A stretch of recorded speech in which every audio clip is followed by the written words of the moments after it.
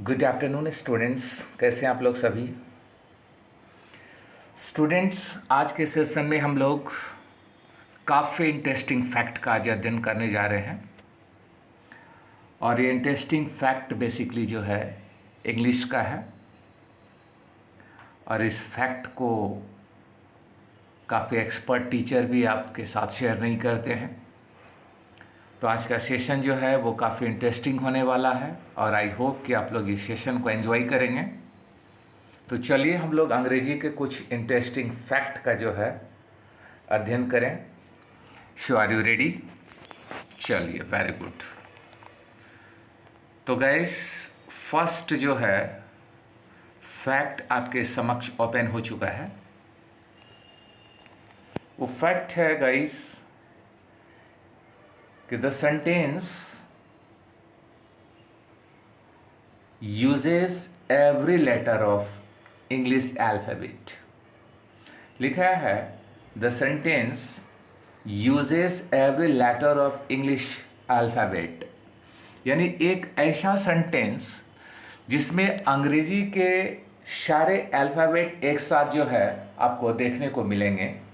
यानी कहने का तात्पर्य है कि एक ऐसा सेंटेंस हम लोग जो है डेवलप करेंगे जिसमें आपका इंग्लिश का A to Z आपको लेटर नज़र आएगा। और वो सेंटेंस कौन है? तो चलिए मिलते हैं। वो सेंटेंस आपका जो है आपके समक्ष आ चुका है और वो सेंटेंस है आपका कि the quick brown fox jumps over the lazy dog. आप इसमें देखेंगे कि सेंटेंस में जो है आपका जो इंग्लिश अल्फ़ाबेट है वो A to Z सारा का सारा लेटर इसमें जो है एक साथ आपको मिलेगा। जैसे मान लीजिए हम A की बात करें तो देखिए A आपका यहाँ पर है, B की बात करें तो B यहाँ पर है, C की बात करें तो C यहाँ है, D की बात करें तो D यहाँ है। क्रमशः जो है सारा लेटर आप जब आराम से इसको जो खोजेंगे है ना, तो सारा का सारा लेटर आपको इस सेंटेंस में उपस्थित मिलेंगे। ठीक है, वो सेंटेंस क्या है? The quick brown fox jump over the lazy dog. ठीक है, चलिए वेरी गुड। हम लोग थोड़ा आगे बढ़ें। अगला फैक्ट हम लोग क्या अध्ययन करने जा रहे हैं? तो लिखा है आपका a sentence which contains which contains all 26 letters of the English alphabet। कहता है वो सेंटेंस जिसमें टोटल का टोटल जो 26 लेटर जो है इंग्लिश अल्फ़ाबेट का आता है, उस सेंटेंस को हम लोग क्या कहते हैं। जैसे कि इसके पहले आपने देखा है ना कि वो सेंटेंस का एग्जाम्पल आपने देखा जिसमें 26 का 26 लेटर जो है ना आया हुआ था। और वो जो है उस सेंटेंस को पर्टिकुलर हम किस नाम से जानेंगे?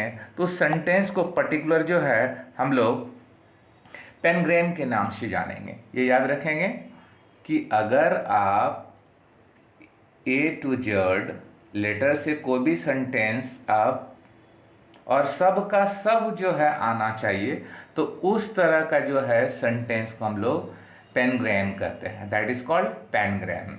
ठीक है, और ये बहुत ही इंपॉर्टेंट थिंग है, इसको आप याद रखेंगे। ठीक है, that short of the sentence is called pangram. Okay, चलिए अब हम लोग अगला क्या सीखने जा रहे हैं। आगे गाइस दिया हुआ है कि the longest word without a vowel. The longest word, सबसे लंबा शब्द विदाउट अ वॉवेल, और उसमें आपका वॉवेल ना हो, यानी A-E-I-O-U की उपस्थिति उसमें ना हो और वो सबसे लंबा शब्द भी हो। ठीक है, तो वो शब्द कौन है गाइस? तो वो शब्द है आपका रिदम। वो शब्द क्या है आपका? तो वो शब्द है आपका रिदम, जिसको आप लय कहते हैं। ठीक है, वो शब्द है आपका रिदम। हालांकि छोटे छोटे शब्द तो काफ़ी है ना। जैसे आप क्राई लेते हैं तो एक छोटा शब्द है ना। डाई लेते हैं तो एक छोटा ये शब्द है। बट कहने का मतलब है जो लंबा है, लॉन्गेस्ट वर्ड है, उसमें भी एक भी वॉवेल नहीं। आप देखेंगे इसमें एक भी वॉवेल की उपस्थिति नहीं है, एक भी वॉवेल का प्रेजेंट नहीं है इसमें, है ना। तो ये वर्ड आपका कौन है, वो है आपका रिदम। ठीक है, याद रखेंगे, काफ़ी इंटरेस्टिंग है और आई होप कि आप ये सेशन को जो एंजॉय कर रहे हैं। ठीक है, अगला फैक्ट हम लोग क्या सीखने जा रहे हैं गाइस।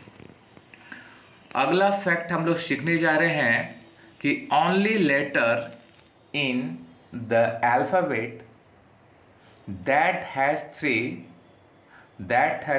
थ्री, है ना, क्या है, syllables।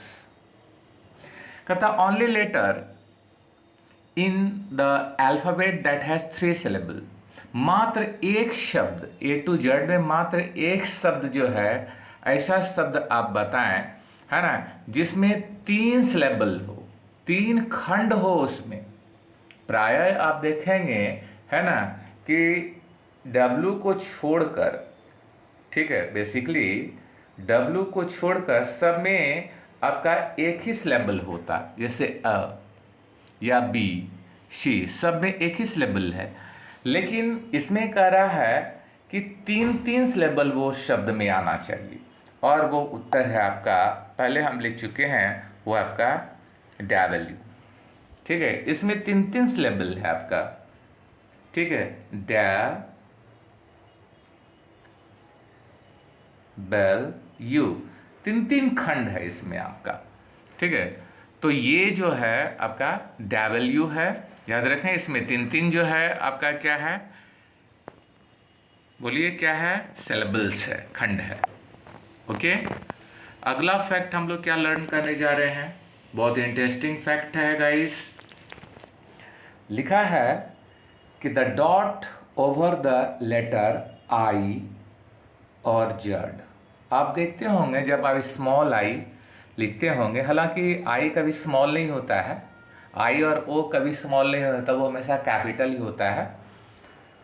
बट चलिए, वो तो फॉर्मल की जो है बात है, बट नॉर्मली आप देखते होंगे कि जब आप आई लिखते हैं या जे लिखते हैं तो इसके ऊपर एक डॉट देते हैं आप, ये डॉट रहता है बेसिकली।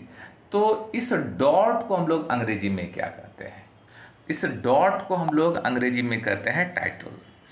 ये डॉट जो है, उस डॉट को हम लोग अंग्रेजी में टाइटल के जो है नाम से जानते हैं। ठीक है, तो इसको आप लोग याद रखेंगे। ठीक है, कि जब आप आई लिखते हैं तो आई के ऊपर ये जो आप डॉट दिए, पॉइंट दिए, या जे लिखते हैं, जे के ऊपर ये जो डॉट आपने दिया, तो इसी को हम लोग टाइटल कहेंगे। ठीक है, याद रहेगा। चलिए अगला फैक्ट गाइस हम लोग क्या लर्न करने जा रहे हैं। अगला फैक्ट है आपका कि English word with 3 consecutive double letters, माफ करेंगे, हाँ डबल लेटर्स ही है। कहता है एक ऐसा इंग्लिश का शब्द जिसमें 3 लगातार जो है डबल जो है लेटर का यूज किया हो, यानी लगातार क्रमशः जो है आपका, है ना, 3 डबल लेटर का जो है यूज किया जाए या यूज किया गया हो, वो शब्द आपका क्या है, तो वो शब्द है आपका बुक कीपर। इसमें पैसा फिल करेंगे, है ना, कि जो है कॉन्सिक्यूटिवली आप देख रहे हैं, जैसे कि डबल ओ है, डबल के है, डबल ई है, तो लगातार 3 जो है लेटर को जो है डबल करके जो है शब्द बनाया गया है, और वो शब्द मात्र जो है ना, हमको लगता है माइट भी एक्सेप्शन में 1-2 हो, है ना, बट ओवरऑल मात्र एक ही शब्द है, वो है आपका बुक कीपर। इसको आप याद रखेंगे, जिसमें 3 बार जो है डबल डबल लेटर का यूज किया गया है, आप जैसा देख रहे हैं स्क्रीन पर। ठीक है, तो इसको आप याद रखेंगे, आप किसी को ये शब्द पूछ सकते हैं। ठीक है, ये काफ़ी जो इंटरेस्टिंग फैक्ट है। अगला हम लोग क्या लर्न करने जा रहे हैं, अगला देखिए क्या है। अगला है a comma before the word and the end of a list is called. Basically आप ऐसा फील करते होंगे कि जब आप एंड शब्द का प्रयोग करते हैं, ठीक है, जैसे सपोज करिए आप लिखते हैं राम, श्याम एंड, है ना, राधा। ठीक है, तो कहने का मतलब यहाँ आप कोमा देते हैं, उसके बाद आप श्याम लिखते हैं, और श्याम और राधा को कनेक्ट कर देते हैं एंड, यानी उसके बाद कोई दूसरा शब्द नहीं है। बट बेसिकली इसमें क्या लिखा है कि a comma before the word and, यानी एंड के पहले भी एक कोमा हो at the end of a list. ये लिस्ट जो आप तैयार करते हैं, जैसे लिस्ट आपने जो है राम, श्याम एंड राधा का लिस्ट तैयार किया, तो बेसिकली ये कोमा जो कि एंड के पहले हो, उस कोमा को क्या कहा जाता है। हालांकि इसका प्रचलन अब नहीं है गाइस, बट हम लोग को जानना चाहिए, ठीक है, कि इस कोमा को बेसिकली क्या कहते हैं। तो इस कोमा को हम लोग ऑक्सफोर्ड कोमा कहते हैं। यहाँ पर जैसा कि आप देख रहे हैं, आपकी स्क्रीन पर जो है लिखा है कि उस तरह कोमा को हम लोग, है ना, ऑक्सफोर्ड कोमा कहते हैं, या तो इसको हम लोग सीरियल कोमा भी कह सकते हैं। That is also called serial comma. ठीक है, तो आप इसको याद रखेंगे। ठीक है, जैसे आप एग्जाम्पल द्वारा क्लियर होगा। लिखा है example, please bring me my jacket. या जैकेट के बाद देखिए कोमा दिया है, स्नो बूट्स एंड ग्लव्स। अब देखिए एंड के पहले यहाँ पर जो एक कोमा दिया है, इसी कोमा को हम लोग ऑक्सफोर्ड कोमा या सीरियल कोमा के नाम से जानते हैं। ठीक है, और ये काफ़ी इंटरेस्टिंग फैक्ट है आपका। ठीक है, इसको आप प्लीज़ याद रखेंगे। ओके, चलिए अगला फैक्ट हम लोग क्या जो है लर्न करने जा रहे हैं गाइस। अगला फैक्ट है कि द सिंबल एंड, आप देखते होंगे कि एंड का एक सिंबल ये भी होता है। आप एंड को इस सिंबल से भी लिखते हैं। ठीक है, तो इस सिंबल को हम लोग क्या कहते हैं, ये बेसिकली इसका लिटरल नेम क्या है ना। तो इस एंड को हम लोग जो है लिटरली कहते हैं आपका एम्बरसैंड, ये याद रखेंगे। ठीक है, इसको हम लोग क्या कहते हैं, ये जो आपने लिखा इसको आज के डेट से हम लोग कहेंगे एम्बरसैंड, याद रखेंगे। That is called ampersand. क्या कहेंगे, यस, एम्बरसैंड कहेंगे। ठीक है, एंड तो आप ऐसे लिखते ही हैं। ठीक है, बट शॉर्ट वे में जो है एक सिंबल के तौर पे आप लिखते हैं, that is called ampersand. That is called ampersand. Okay, चलिए वेरी गुड। आगे जो है हम लोग क्या लर्न करने जा रहे हैं गाइस, वो इंटरेस्टिंग फैक्ट क्या है। लिखा है the word alphabet comes from the first two letter of the Greek alphabet। लिखा है ये जो अल्फाबेट शब्द है जिसका हिंदी वर्णमाला होता है, ठीक है, ये 2 लेटर जो है ग्रीक अल्फाबेट से बेसिकली बना है। और वो 2 लेटर ग्रीक अल्फाबेट क्या क्या है ना, वो है आपका अल्फा और बीटा। ये अल्फा और बीटा से ही बना है गाइस अल्फाबेट वर्णमाला, याद रखेंगे। काफ़ी इंटरेस्टिंग फैक्ट है ये, है ना। इसी अल्फा और बीटा से बनाया गया आपका अल्फाबेट, याद रहेगा, अल्फाबेट बना है। ओके, ये अल्फा और बीटा से बनाया गया, ये ग्रीक वर्ड है बेसिकली। चलिए वेरी गुड। आगे है आपका कि द लॉन्गेस्ट इंग्लिश वर्ड, शब्द से लंबा जो है अंग्रेजी का शब्द इन द नॉर्मल यूज, एक नॉर्मल यूज की तरह, that contain no letter more than once. एक ऐसा जो है ना लंबा शब्द जो है जो कि एक बार से ज़्यादा जो है उस लेटर का यूज नहीं किया गया हो। जैसे कि कहने का मतलब है कि अगर आप कोई भी लिखते हैं, जैसे मान लीजिए एक सिंपल सा वर्ड लेते हैं, एप्पल लेते हैं, तो आप देखते हैं डबल पी यहाँ पर यूज किया गया है। ठीक है, लेकिन एक ऐसा शब्द अब हम लोग लर्न करने जाएंगे जहाँ की एक बार भी उस लेटर को जो है ना दोहरा के यूज नहीं किया गया हो। एक बार भी उस लेटर को डबल यूज नहीं किया गया हो, और वो वर्ड है आपका जो आपकी स्क्रीन पे आ गया है, वो है आपका कॉपीराइटेबल। आप इसमें आप देखेंगे कि एक बार भी जो है लेटर को रिपीट नहीं किया गया है। ठीक है, सी अलग है, ओ पी, आप कहीं भी आप देखिए, है ना, उस लेटर को जो है ना रिपीट नहीं किया गया है। मात्र एक ही शब्द है, वो है आपका कॉपीराइटेबल, याद रखेंगे। ठीक है, कॉपीराइटेबल। ठीक है, चलिए, अगर आप इंग्लिश में इंटरेस्ट रखते हैं तो ये सब फैक्ट आपको जानना चाहिए, काफ़ी इंटरेस्टिंग फैक्ट है आपका। ठीक है, उसके बाद क्या है गाइस, उसके बाद है only two English words in the current use in the GRY।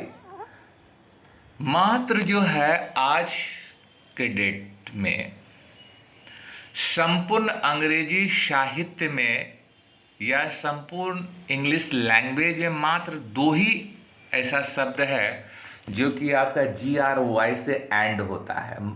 ये काफ़ी अचरज की बात है ना, कि वो GRY से एंड होता है। ठीक है, और वो शब्द है आपका एंग्री और हंगरी। ठीक है, इसमें देखिए GRY आया है, इसमें भी GRY आया है ना। काफ़ी इंटरेस्टिंग ये दोनों चीज़ है ना। और आई होप कि आपको ये पूरे सेशन जो है ना, काफ़ी इंटरेस्टिंग जो है लगा हो। ठीक है, तो अगर आपको ये सेशन रियली जो है अच्छा लगा हो तो निश्चित ही आप जो है इसको लाइक करें, और अगर आप मेरे चैनल पर न्यू हैं तो आप इसको सब्सक्राइब निश्चित करें, और आप अपने मित्र के साथ इसको शेयर भी करें। चलिए, मिलते हैं ब्रेक के बाद। Thank you.